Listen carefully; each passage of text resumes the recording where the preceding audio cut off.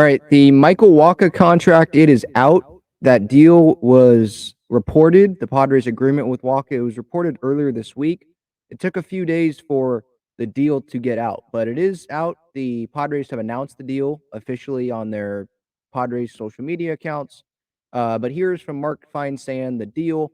There are other reporters that have announced the year by year, but this I thought laid it out really nicely for just regular fans trying to digest this info. So here's the Walker deal.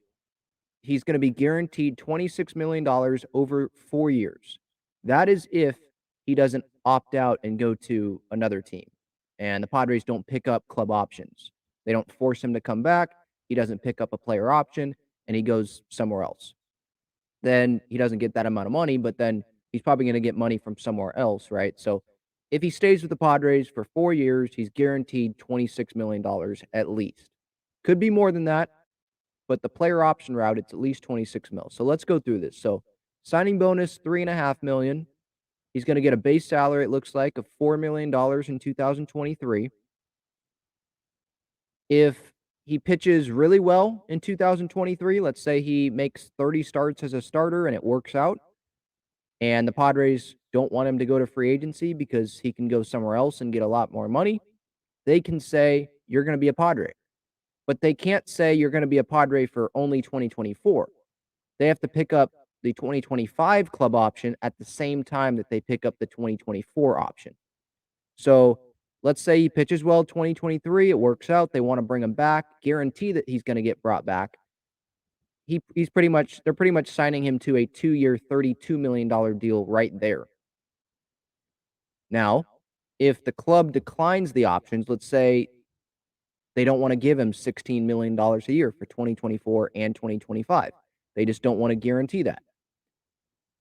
Then Michael Wacha can say, well, I want to come back, so I'm going to take this player option. I'm going to take $6.5 million for 2024. If he doesn't want to come back, he doesn't have to take that. The club, maybe they don't want him back at that amount, and he can go somewhere else after 2023. Could be a 1-year deal, that situation. Let's say he takes the player option for 2024, $6.5 mil. But then 2025, he doesn't want to come back for $6 mil. So then he goes and is a free agent and he doesn't come back. Okay, well, then he's here for 2 years. But he could be here through 2026. He's going to have 2023. Let's say the club doesn't want him back for 16 mil for 2024 and 2025. So they decline that simultaneous, those two club options. But he wants to be here for 2024. He opts into that player option. After 2024, still wants to be here. He says, I'm going to be here for 2025, and he's going to get 6 mil that year. After 2025, let's say he still wants to be with the Padres. He says, all right, I'm going to get my last player option here, 2026. I'm going to get $6 million. And then that would be the end of the contract. So this could be a 1-year deal. It could be a 4-year deal. If he sticks with the Padres all 4 years, he's guaranteed at least $26 million. So hopefully you can understand this contract. I thought this contract was going to be a lot more confusing, but to me, this contract, it's not confusing at all. Like, I totally understand what's going on here. I think Mark Feinsand did a great job of laying this out. There were some Twitter accounts that I saw laying it out, but it looked a little more confusing. This looks pretty simple. Maybe you're just a casual Padres fan and you don't really understand this. In the comments here on YouTube, if you have questions, ask them and I will get back to you. But 4 years, $26 million at least. And so that AAV works out to be less than 7 mil, $6.5 million AAV. So with the Darvish extension, that lowered that AAV, right, from over 20 mil to $18 million. And so this one, it's 6.5 mil. I think the Padres now are going to be just under that $273 million tax threshold, which I think is the third tax threshold of the 4 levels. I think the Steve Cohen level is the one that Steve Cohen has passed. I think he's the only team that is at that level. But the Padres right now, they should have, it seems like they're going to enter the season with the third largest payroll in baseball. So that's the contract. Now, there's also incentives here. 500,000 each for 2020, or excuse me, $500,000 each Wacha will get if he makes 20 starts. If he makes 25 starts in 2023, he will get another 500,000. If he makes 30 starts, he will get $1,000,000. And I think what this is saying here is, so this is 2023 and the player options.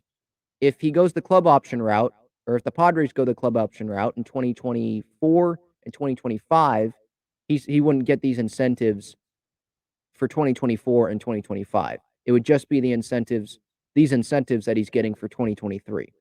So 500,000 for 20 starts this year, 25 if he gets to 25 starts, he gets another 500,000.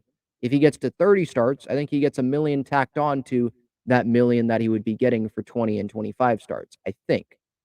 I think it's tacked on. I don't think it's just, okay, if he gets over 30, then it's 1,000,000.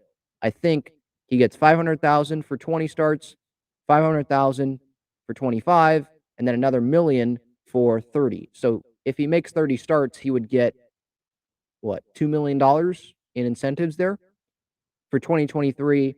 And the same thing goes to if he goes the player option route and the Padres don't do the club options, he can get those incentives there. And so if he goes the player option route, it looks like he could get up to 8.5 million in with if you include the incentives for 2024, 8 million for 2025, 2026. But I'm just going to stop there because I don't want to confuse people. So that is the deal. Could be 1 year, could be 4. I like it. It lowers the AAV. It's AJ being creative. I love AJ for being creative like this. Could be confusing. Again, if you have questions, put them in the comments. I'd be glad to answer those. But Michael Wacha, he is officially a Padre. He's already had some good comments to the media. The whole league has been put on notice about what's brewing down in San Diego. He wants to win, wants to get a ring. So he's saying all the right stuff, and I love the signing for now. So we'll see what happens, obviously, in 2023 and possibly all the way through 2026 with Michael Wacha in a Padres uniform.